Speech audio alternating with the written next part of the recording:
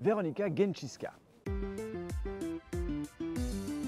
Le moteur de recherche Google n'a pas toujours existé comme on le connaît. C'était pas si facile de savoir des choses comme ça tout de suite. Imagine, t'allais voir une pièce de théâtre et l'actrice qui joue Andromède, elle te dit quelque chose mais t'arrives plus à la remettre. Tu pouvais pas chercher ça sur Google. Eh bien les encyclopédies, c'est un vestige de cette ère-là. Je sais pas si ça se dit, cette ère-là, cette époque, ce moment de l'histoire. Dis Siri, comment on dit vestige d'un moment de... Et au lieu de placer le savoir dans le cloud, on était obligé de le fourrer dans des bouquins. Et ça prend de la place, le savoir. Ça rendait donc les encyclopédies précieuses. Et parfois des malandrins n'hésitaient pas à plagier ces encyclopédies et à se les approprier. Je dis malandrins parce que c'est comme ça qu'on appelait les hackers à l'époque. Et ils avaient des noms plus stylés que Troublemaker du 6-9, V for Vendetta 1248. Et donc pour se protéger de ces malandrins, les éditeurs d'encyclopédies, les encyclopèdes j'imagine, glissaient des définitions de choses qui n'existaient pas au sein même de leur encyclopédie. Un peu comme un antivol sur un t-shirt. Et quand on voulait les plagier, eh ben ça sonnait au portique. Pourquoi je vous parle de tout ça? Parce que je suis avant tout moi aussi une grande encyclopédie. Dis Siri, ça veut dire quoi Brad Summer? Et c'est là que Veronika Genčiška intervient. L'expo est au musée Jenisch. C'est le musée qui est en face des pompiers là. Et elle s'inscrit dans le cadre du Grand Prix Image Vevey. Voilà. L'artiste polonaise qui présente Encyclopedia a cherché toutes ces définitions absurdes et inventées. Elle les a fournies à une intelligence artificielle et ensuite l'IA a généré des images qui correspondent à ces définitions. Ça donne des créatures bizarres, des photos ultra réalistes,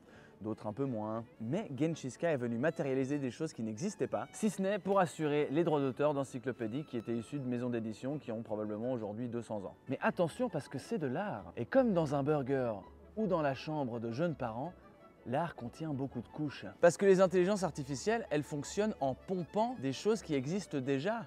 Et ça, en s'en battant les pixels des droits d'auteur. Ah ah! Apparemment 2024 souffre des mêmes problèmes que les maisons d'édition du XXe siècle. Tu prends des définitions qui assurent un droit d'auteur et tu les utilises pour nourrir un outil qui s'en contrefout des droits d'auteur. C'est ça qui est very artsy dans le travail de Veronika Genčiška. C'est pour ça que moi j'ai eu un coup de cœur pour cette expo, c'est ultra smart, c'est pertinent, c'est intéressant, c'est ludique. C'est au musée Jenisch de 11h à 19h, 7 jours sur 7 pendant toute la durée de la biennale, je vous conseille d'aller voir ça.